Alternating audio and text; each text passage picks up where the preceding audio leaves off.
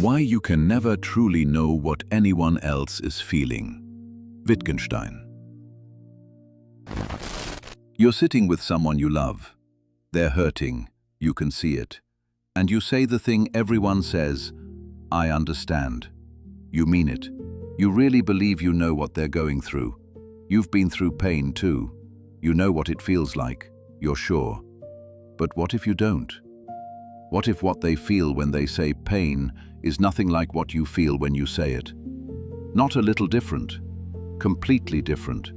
And you have no way, zero, none, to check. Wittgenstein figured this out almost 80 years ago, and it changes everything about how you think about the people around you, about empathy, about love, about why you sometimes feel completely alone, even when someone is sitting right next to you. The good news? Understanding this doesn't make the connection harder. It actually makes a real connection possible. Because real empathy isn't, I feel what you feel. That's a nice idea, but it's a lie. Real empathy is something better. Section 1. The Beetle in the Box. Wittgenstein came up with a thought experiment, and I need you to actually picture this. Everyone gets a box. Inside the box is something. You call it a beetle. You can look in your own box whenever you want, but you can never, ever look in anyone else's box. Nobody can. Everyone only sees their own. Now here's the thing. You learned the word beetle by looking in your box and going, okay, that's a beetle. Everyone else did the same. They looked in their box, saw whatever they saw, and went, yep, beetle. And now you all talk about beetles like you're talking about the same thing. You say beetle, and people nod. They say beetle back. You have whole conversations about beetles, and everything works perfectly. But you have absolutely no idea if the thing in your box looks anything like the thing in theirs. For all you know, their box could be empty. For all you know, your beetle is red, and theirs is blue, and someone else's is a sound, and another person's is a feeling. You'd never know. The word still works. Now replace beetle with pain. You learned what pain means by feeling it yourself. You stubbed your toe, your mom said, ouch, that hurts, and you connected that word to whatever was happening inside your body. Everyone else did the same thing, but in their body, with their nervous system, with their own version of whatever pain feels like from the inside. The word pain works perfectly. You can talk about it. You can describe it. Doctors can treat it. But nobody, not you, not anyone, can check whether the actual experience inside your body is the same as the experience inside someone else's. You've been assuming it is. Your whole life. Every time you said, I know how you feel, you were looking at your beetle and guessing theirs looks the same. Section 2. The most well-meaning lie you tell. Your friend is going through a breakup. You've been through one too, so you think you get it. You remember the weight in your chest, the nights you couldn't sleep. That moment when it hit you that it was really over.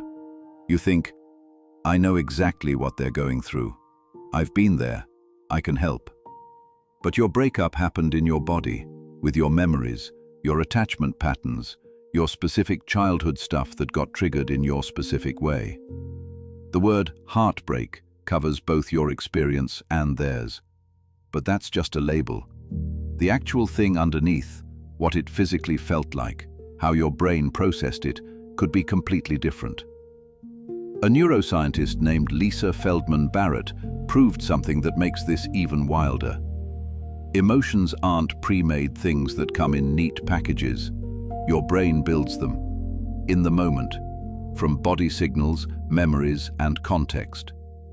Two people who both say, I'm sad, might literally be having different neurological experiences, different brain patterns, different body sensations.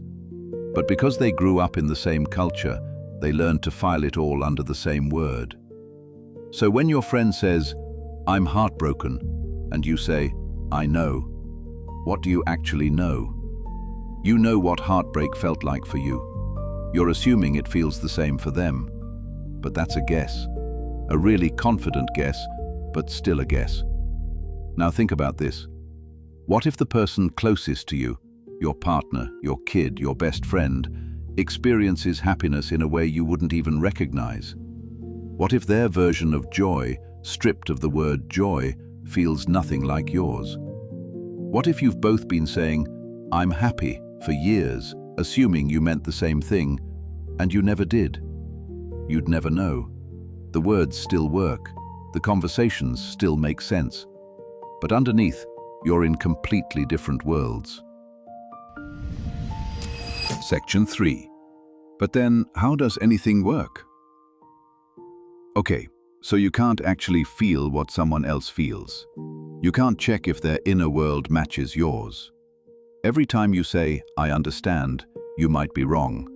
So, does that mean the connection is fake? Are relationships built on a shared illusion? No. And this is where Wittgenstein gets genuinely brilliant. His answer: meaning doesn't come from shared feelings, it comes from shared use. You don't need to feel my pain to help me. You don't need to see my beetle to talk about it. You just need to know what I mean when I use the word. And you figure that out not by reading my mind, but by watching how I use it. When I use it. What I do when I'm in it. How I act. What I need. Think about it. When someone says, "I'm in pain," you don't need to feel their exact sensation. You see their face. You see them flinch. You know they need care. You respond to the situation. That's how language works. It doesn't transport experience from one brain to another. It coordinates behavior. And it does that really, really well. People who love each other build entire lives together without ever confirming that their inner worlds look even a little alike. And it works. Not because they share consciousness, but because they share situations, habits, and reactions. They know how to respond to each other. That's enough. That's actually more than enough. Now think about the best listener you've ever known. Not the one who says, "I feel exactly what you feel." Because honestly, that's a conversation ender. Where do you go from there? The best listener is the one who doesn't pretend to be inside your head. They ask what you need. They sit with you. They say, "Tell me more." They don't compare your pain to theirs. They just stay. That's real understanding. And it doesn't require matching beetles. Section 4. The loneliness this explains. Ever been in a room full of people who love you and still felt totally alone? Not because they don't care, they obviously care. They're right there, they're asking if you're okay. But something in you is unreachable. You've tried to explain it, you've used every word you know, and the best you got back was, "I understand," which felt good for about 30 seconds. Then it faded, and you were back in your box. Most people think that loneliness means something's wrong. Wrong friends, wrong relationship, wrong social skills. But Wittgenstein says something different. Some loneliness is structural. It's built into being human. There will always be a part of your inner life that language can't carry to another person. Not because you haven't found the right words yet, but because language is public and experience is private. There's a gap, and no amount of love or effort will close it completely. That sounds dark, but stay with me, because something important happens when you actually accept it. You stop being mad at people for not getting you. You stop measuring love by whether someone can read your mind. You stop looking for that one perfect person who will finally understand you completely. You let that fantasy go. And when you let it go, something opens up. You start seeing what connection actually is. Not two people sharing the same experience, but two people choosing to be next to each other even though they can't. You start noticing all the ways people show up for you without fully understanding you. And you realize that might be more meaningful than perfect understanding ever could be. Section 5. what real connection actually looks like. So if you can't feel what someone else feels, what's left? More than you think. Real connection isn't, "I know exactly what you're going through." That's a performance. Real connection sounds more like, "I don't know what this feels like for you, but I'm here."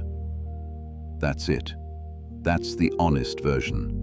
The version that doesn't pretend both boxes have the same beetle inside. The version that says, "I can't get into your head, but I can sit with you while you're in it." Wittgenstein called this forms of life. What he meant was simple. You don't need matching inner worlds to have a real relationship. You need shared practices, showing up the same way, valuing the same things, responding to each other, being present. Think about the people in your life who make you feel most understood. I bet they're not the ones who say, "I feel your pain." They're the ones who stay when it's uncomfortable, who sits with you in silence when words stop working, who doesn't try to translate their experience into their language. They're sitting next to a box they can never open, and they stay anyway. That's not a failure of connection. That's the highest form of it. You will never know what anyone else is feeling. Not really. Not your partner, not your kid, not your best friend. The word pain connects you in conversation, but not in experience. The word love lets you build a life together, but doesn't guarantee your inner worlds overlap at all. You're in your box, they're in theirs. That won't change. But here's what can change. You can stop pretending the boxes are open. You can stop getting disappointed when someone doesn't understand you perfectly. And you can start appreciating the kind of connection that's actually available. The kind that doesn't need perfect understanding. The kind that just needs someone willing to be there. Wittgenstein wrote, "Whereof one cannot speak, thereof one must be silent." Maybe the deepest kind of empathy isn't about speaking at all. Maybe it's about being silent together. Two boxes that will never open to each other. And finding out that's enough.